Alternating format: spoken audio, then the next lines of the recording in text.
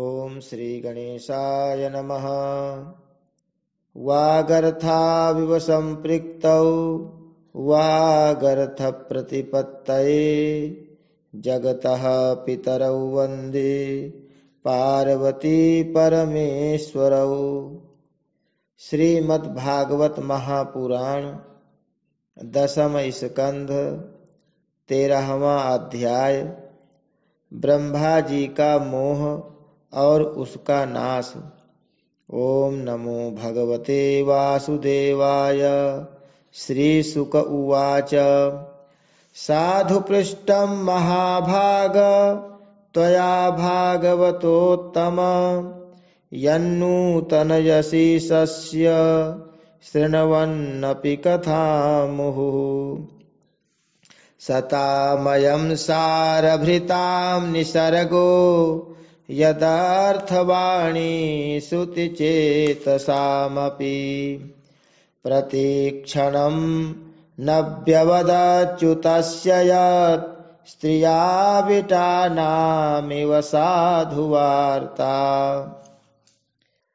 श्री सुखदेव जी कहते हैं, परीक्षित, तुम बड़े भाग्यवान हो। भगवान के प्रेमी भक्तों में तुम्हारा स्थान श्रेष्ठ है, तभी तो तुमने इतना सुंदर प्रश्न किया है। ये तो तुम्हें बार बार भगवान की लीला कथाएं सुनने को मिलती हैं, फिर भी तुम उनके संबंध में प्रश्न करके उन्हें और भी सरस और भी नूतन बना देते हो।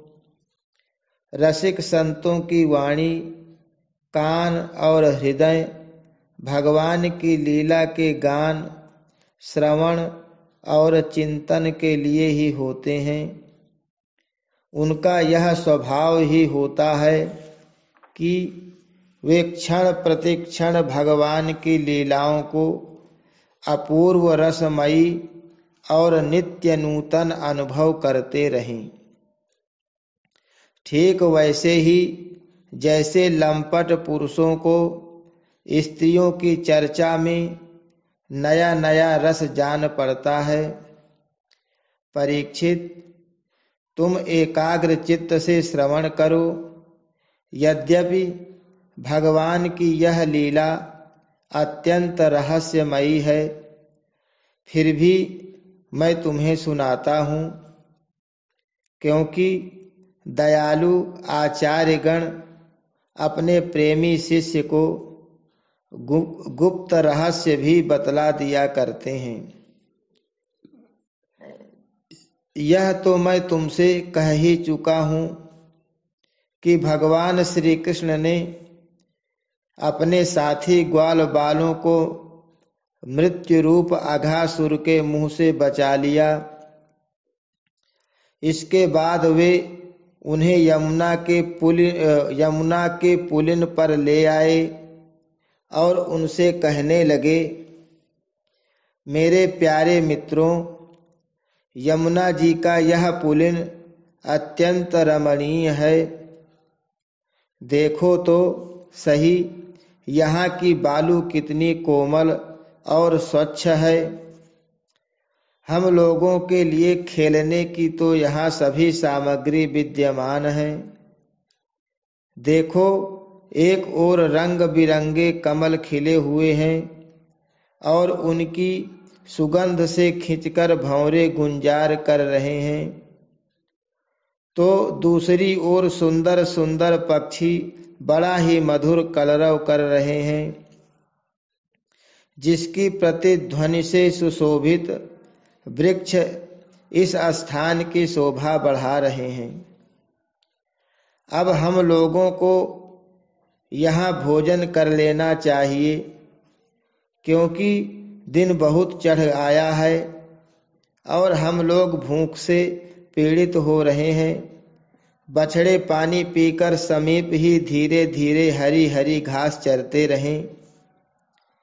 ग्वाल बालों ने एक स्वर से कहा, ठीक है, ठीक है। उन्होंने बछड़ों को पानी पिलाकर हरी हरी घास में छोड़ दिया और अपने अपने छीके खोल खोल कर भगवान के साथ बड़े आनंद से भोजन करने लगे। सबके बीच में भगवान श्री कृष्ण बैठ गए। उनके चारों ओर ग्वाल बालों ने बहुत सी मंडलाकार पंक्तियां बना ली और एक से एक सटकर बैठ गए। सबके मुंह श्री कृष्ण की ओर थे और सबकी आंखें आनंद से खिल रही थी।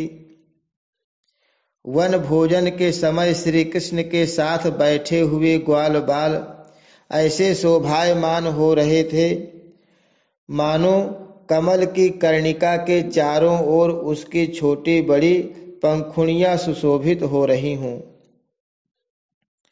कोई पुष्प तो कोई पत्ते और कोई कोई पल्लव, अंकुर, फल, छींके, छाल एवं पत्थरों के पात्र बनाकर भोजन करने लगे। भगवान श्री कृष्ण और ग्वाल बाल सभी परस्पर अपनी अपनी भिन्न भिन्न रुचि का प्रदर्शन करते। कोई किसी को हंसा देता तो कोई स्वयं ही हंसते हंसते लोटपोट हो जाता। इस प्रकार वे सब भोजन करने लगे। उस समय श्री कृष्ण की छटा सबसे निराली थी। उन्होंने मुरली को तो कमर की फेंट में आगे की ओर खोस लिया था, सिंगी और बेंत बगल में दबा लिए थे।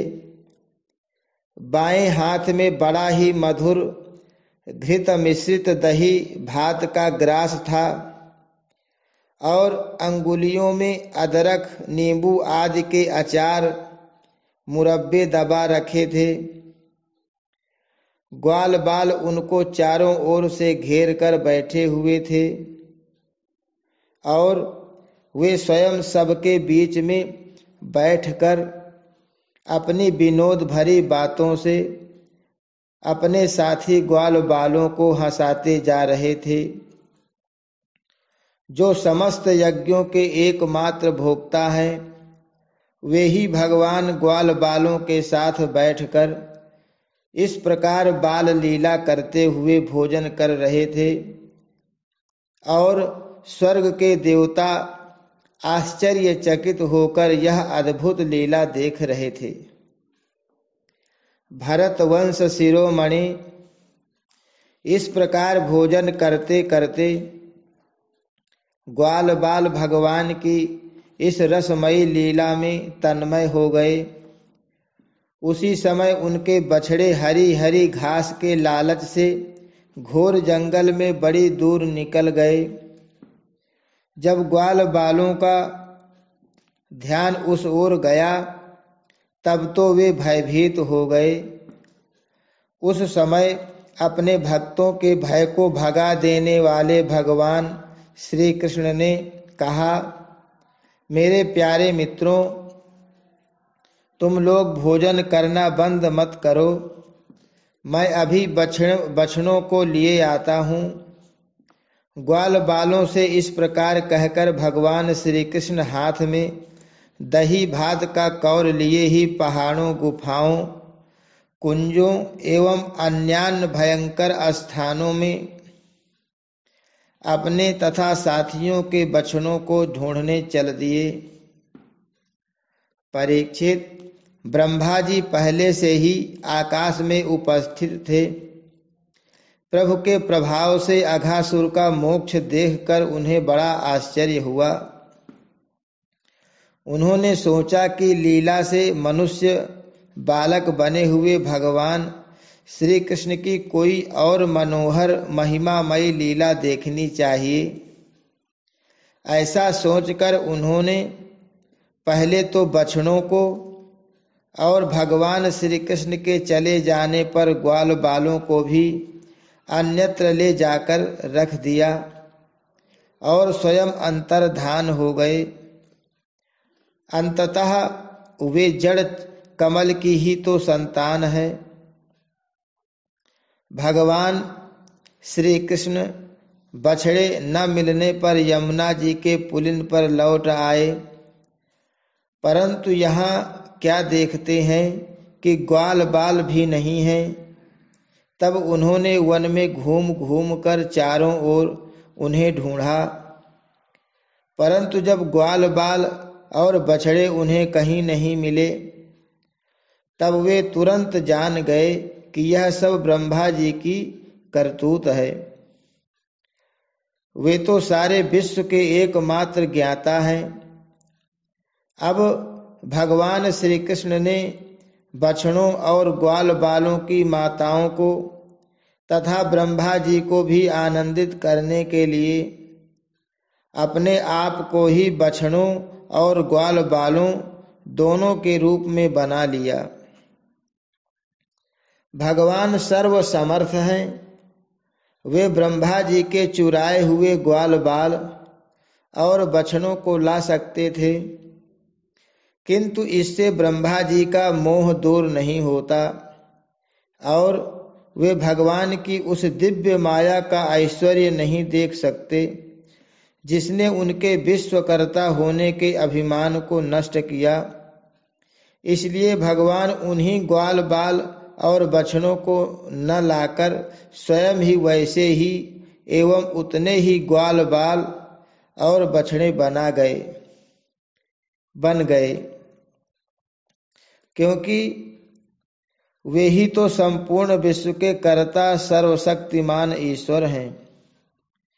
परीक्षित, वे बालक और बछड़े संख्या में जितने थे, जितने छोटे छोटे उनके शरीर थे, उनके हाथ पैर जैसे जैसे थे, उनके पास जितनी और जैसी छड़ियाँ, सिंगी, बांसुरी, पत्ते, छीके थे, जैसे और जितने वस्त्राभूषण थे, उनके शील, स्वभाव, गुण, नाम, रूप और अवस्थाएं जैसी थीं, जिस प्रकार वे खाते पीते और चलते थे, ठीक वैसे ही और उतने ही रूपों में सर्वस्वरूप भगवान श्री कृष्ण प्रकट हो गए।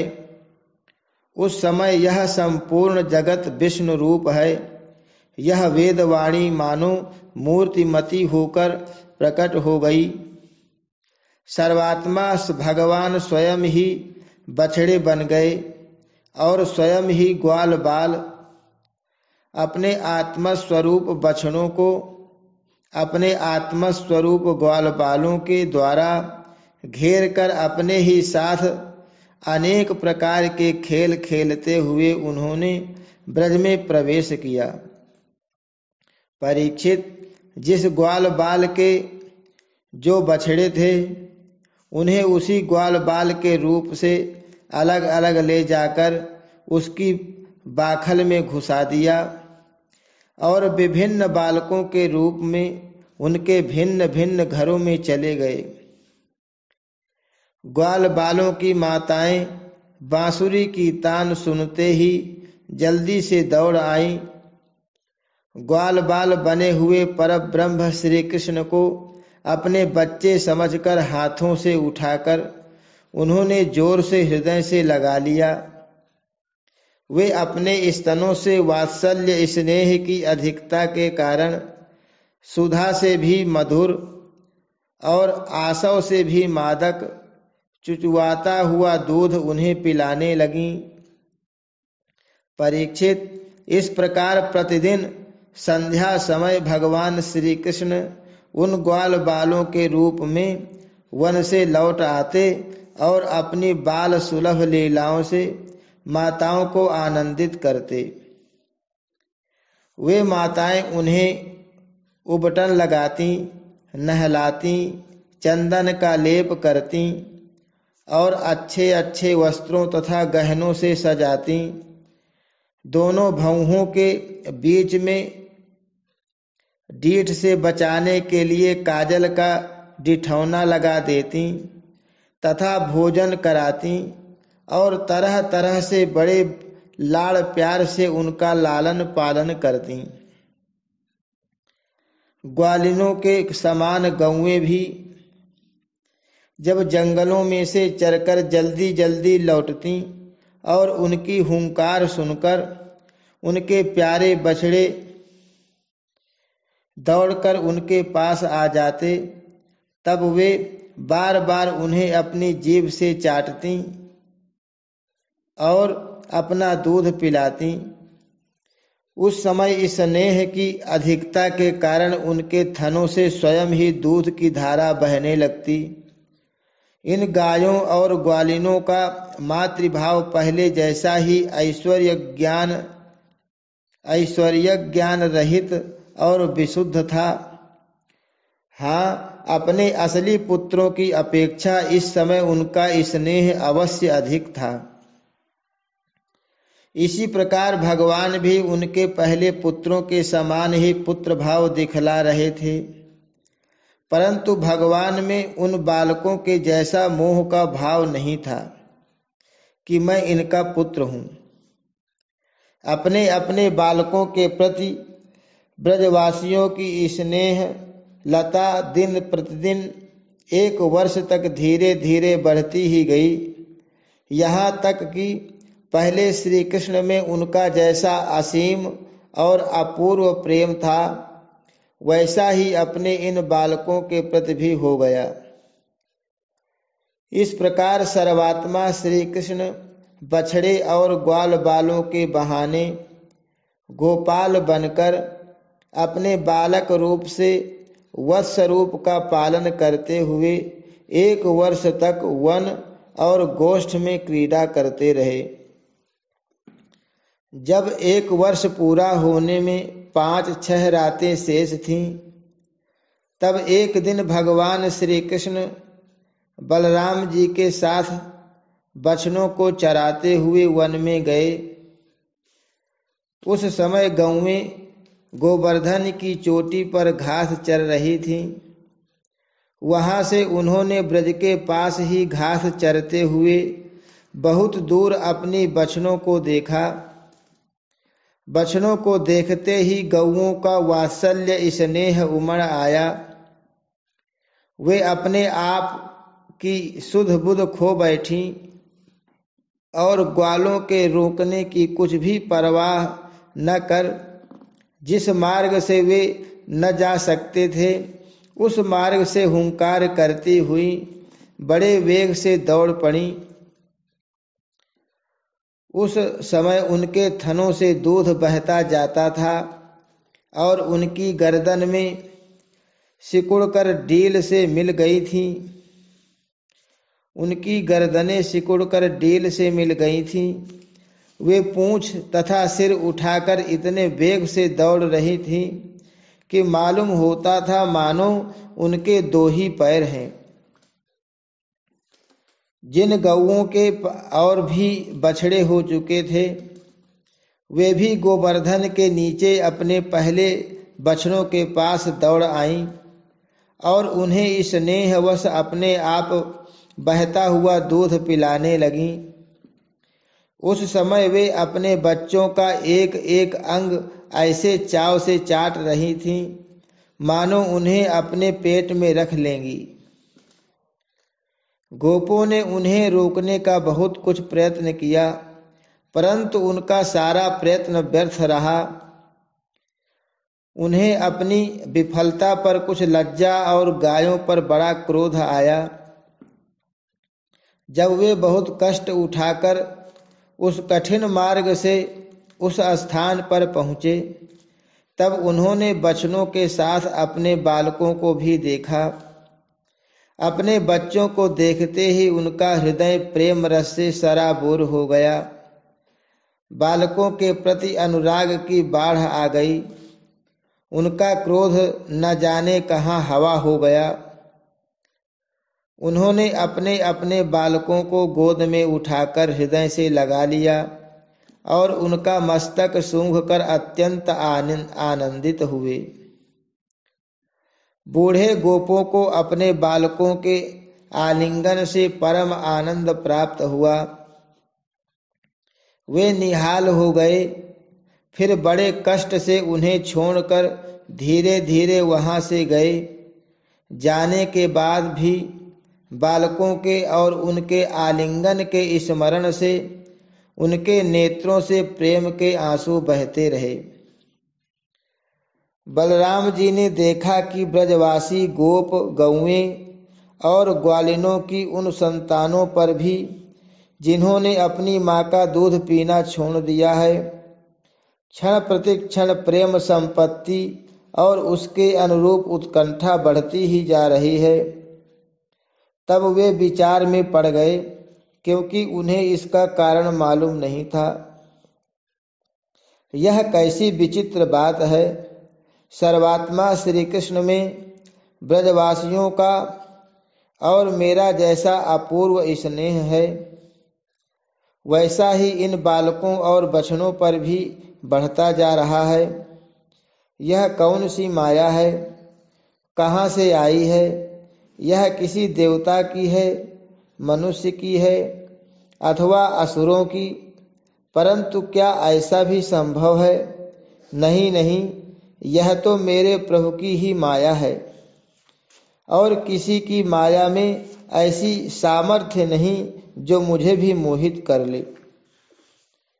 बलराम जी ने ऐसा विचार करके ज्ञान दृष्टि से देखा तो उन्हें ऐसा मालूम हुआ कि उन सब बछड़ों और ग्वाल बालों के रूप में केवल श्री कृष्ण ही श्री कृष्ण हैं। तब उन्होंने श्री कृष्ण से कहा, भगवान, ये ग्वाल बाल और बछड़े न देवता हैं और न तो कोई ऋषि हैं। इन भिन्न भिन्न रूपों का आश्रय लेने पर भी आप अकेले ही इन रूपों में प्रकाशित हो रहे हैं। कृपया स्पष्ट करके थोड़े में ही यह बतला दीजिए कि आप इस प्रकार बछड़े, बालक, सिंगी, रस्सी आदि के रूप में अलग अलग क्यों प्रकाशित हो रहे हैं। तब भगवान ने ब्रह्मा की सारी करतूत सुनाई और बलराम जी ने सब बातें जान ली। परीक्षित, तब तक ब्रह्मा जी ब्रह्मलोक से ब्रज में लौट आए। उनके कालमान से अब तक केवल एक त्रुटि, जितनी देर में तीखी सुई से कमल की पंखुड़ी छिदे, समय व्यतीत हुआ था। उन्होंने देखा कि भगवान श्री कृष्ण ग्वाल बाल और बछड़ों के साथ 1 साल से पहले की भांति ही क्रीड़ा कर रहे हैं। वे सोचने लगे, गोकुल में जितने भी ग्वाल बाल और बछड़े थे, वे तो मेरी माया मई सैया पर सो रहे हैं। उनको तो मैंने अपनी माया से अचेत कर दिया था। वे तब से अब तक सचेत नहीं हुए। तब मेरी माया से मोहित ग्वाल बाल और बछड़ों के अतिरिक्त ये उतने ही दूसरे बालक तथा बछड़े कहाँ से आ गए, जो 1 साल से भगवान के साथ खेल रहे हैं। ब्रह्मा जी ने दोनों स्थानों पर दोनों को देखा और बहुत देर तक ध्यान करके अपनी ज्ञान दृष्टि से उनका रहस्य खोलना चाहा, परंतु इन दोनों में कौन से पहले के ग्वाल बाल हैं और कौन से पीछे बना लिए गए हैं, इनमें से कौन सच्चे हैं और कौन बनावटी, यह बात वे किसी प्रकार नहीं समझ सके। भगवान श्री कृष्ण की माया में तो सभी मुग्ध हो रहे हैं, परंतु कोई भी माया मोह भगवान का स्पर्श नहीं कर सकता। ब्रह्मा जी उन्हीं भगवान श्री कृष्ण को अपनी माया से मोहित करने चले थे, किंतु उनको मोहित करना तो दूर रहा, वे अजन्मा होने पर भी अपनी ही माया से अपने आप मोहित हो गए। जिस प्रकार रात के घोर अंधकार में कुहरे के अंधकार का और दिन के प्रकाश में जुगनू के प्रकाश का पता नहीं चलता, वैसे ही जब क्षुद्र पुरुष महापुरुषों पर अपनी माया का प्रयोग करते हैं, तब वह उनका तो कुछ बिगाड़ नहीं सकता, अपना ही प्रभाव खो बैठता है। ब्रह्मा जी विचार कर ही रहे थे कि उनके देखते देखते उसी क्षण सभी ग्वाल बाल और बछड़े श्री कृष्ण के रूप में दिखाई पड़ने लगे। सब के सब सजल जलधर के समान श्याम वर्ण पीतांबरधारी, शंख चक्र गदा और पद्म से युक्त चतुर्भुज, सबके सिर पर मुकुट, कानों में कुंडल और कंठों में मनोहर हार तथा वनमालाएं शोभायमान हो रही थी। उनके वक्षस्थल पर सुवर्ण की सुनहली रेखा, श्रीवत्स बाहुओं में बाजूबंद, कलाइयों में शंखाकार रत्नों से जड़े कंगन, चरणों में नूपुर और कड़े, कमर में करधनी तथा अंगुलियों में अंगूठियां जगमगा रही थीं।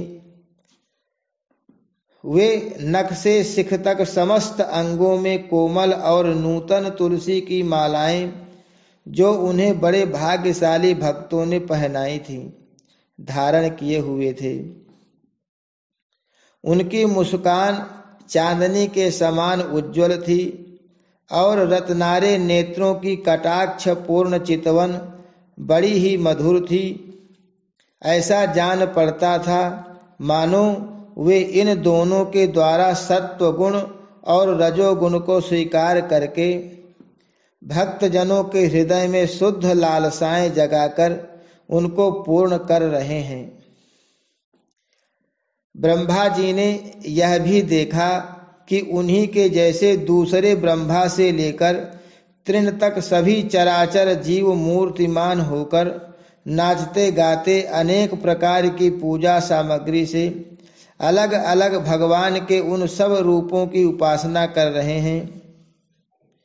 उन्हें अलग अलग अणिमा महिमा आदि सिद्धियां, माया विद्या आदि विभूतियां और महत तत्व आदि 24 तत्व चारों ओर से घेरे हुए हैं। प्रकृति में क्षोभ उत्पन्न करने वाला काल, उसके परिणाम का कारण स्वभाव, वासनाओं को जगाने वाला संस्कार, कामनाएं, कर्म, विषय और फल सभी मूर्तिमान होकर भगवान के प्रत्येक रूप की उपासना कर रहे हैं। भगवान की सत्ता और महत्ता के सामने उन सभी की सत्ता और महत्ता अपना अस्तित्व खो बैठी थी। ब्रह्मा जी ने यह भी देखा कि वे सभी भूत भविष्य और वर्तमान काल के द्वारा सीमित नहीं है, त्रिकाला बाधित सत्य है। वे सब के सब स्वयं प्रकाश और केवल अनंत आनंद स्वरूप हैं। उनमें जड़ता अथवा चेतनता का भेदभाव नहीं है। वे सब के सब एक रस हैं। यहाँ तक कि उपनिषददर्शी तत्वज्ञानियों की दृष्टि भी उनकी अनंत महिमा का स्पर्श नहीं कर सकती। इस प्रकार ब्रह्मा जी ने एक साथ ही देखा कि वे सब के सब उन पर ब्रह्म परमात्मा श्री कृष्ण के ही स्वरूप हैं, जिनके प्रकाश से यह सारा चराचर जगत प्रकाशित हो रहा है। यह अत्यंत आश्चर्यमय दृश्य देखकर ब्रह्मा जी तो चकित हो गए। उनकी 11 इंद्रियां, 5 कर्मेंद्रिय, 5 ज्ञानेंद्रिय और 1 मन क्षुब्ध एवं स्तब्ध रह गईं। वे भगवान के तेज से निस्तेज होकर मौन हो गए। उस समय वे ऐसे स्तब्ध होकर खड़े रह गए मानो ब्रज के अधिष्ठात्री देवता के पास एक पुतली खड़ी हो। परीक्षित, भगवान का स्वरूप तर्क से परे है। उसकी महिमा असाधारण है। वह स्वयं प्रकाश आनंद स्वरूप और माया से अतीत है। वेदांत भी साक्षात रूप से उसका वर्णन करने में असमर्थ है। इसलिए उससे भिन्न का निषेध करके आनंद स्वरूप ब्रह्म का किसी प्रकार कुछ संकेत करता है। यद्यपि ब्रह्मा जी समस्त विद्याओं के अधिपति हैं, तथापि भगवान के दिव्य स्वरूप को वे तनिक भी नहीं समझ सके कि यह क्या है। यहाँ तक कि वे भगवान के उन महिमामय रूपों को देखने में भी असमर्थ हो गए। उनकी आंखें मूंद गईं। भगवान श्री कृष्ण ने ब्रह्मा के इस मोह और असमर्थता को जानकर बिना किसी प्रयास के तुरंत अपनी माया का पर्दा हटा दिया। इससे ब्रह्मा जी को बाह्य ज्ञान हुआ। वे मानो मरकर फिर जी उठे। सचेत होकर उन्होंने ज्यों त्यों करके बड़े कष्ट से अपने नेत्र खोले। तब कहीं उन्हें अपना शरीर और यह जगत दिखाई पड़ा। फिर ब्रह्मा जी जब चारों ओर देखने लगे, तब पहले दिशाएं और उसके बाद तुरंत ही उनके सामने वृंदावन दिखाई पड़ा। वृंदावन सबके लिए एक सा प्यारा है। जिधर देखिए उधर ही जीवों को जीवन देने वाले फल और फूलों से लदे हुए हरे हरे पत्तों से लहलहाते हुए वृक्षों की पातें शोभा पा रही हैं।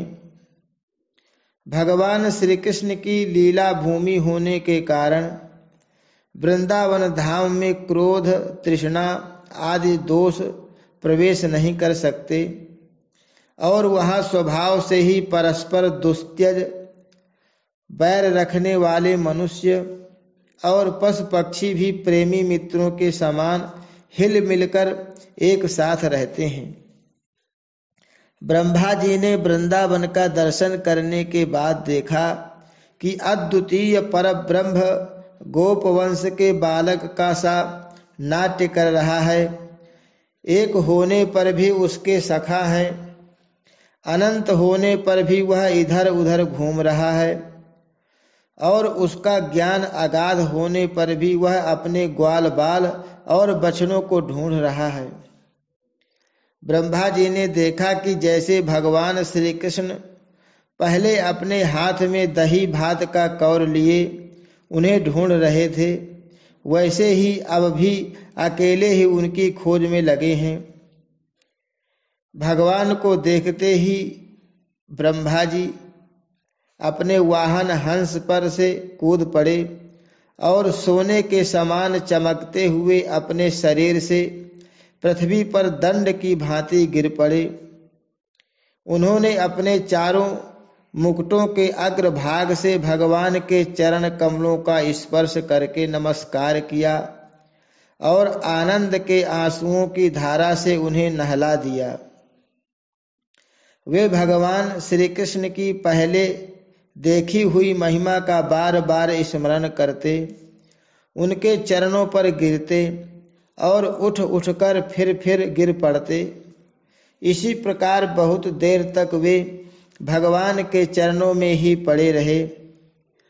फिर धीरे धीरे उठे और अपने नेत्रों के आंसू पोंछे। प्रेम और मुक्ति के एकमात्र उद्गम भगवान को देखकर उनका सिर झुक गया। वे कांपने लगे। अंजलि बांधकर बड़ी नम्रता और एकाग्रता के साथ गदगद वाणी से वे भगवान की स्तुति करने लगे। हरि शरणम, श्री कृष्णार्पणमस्तु।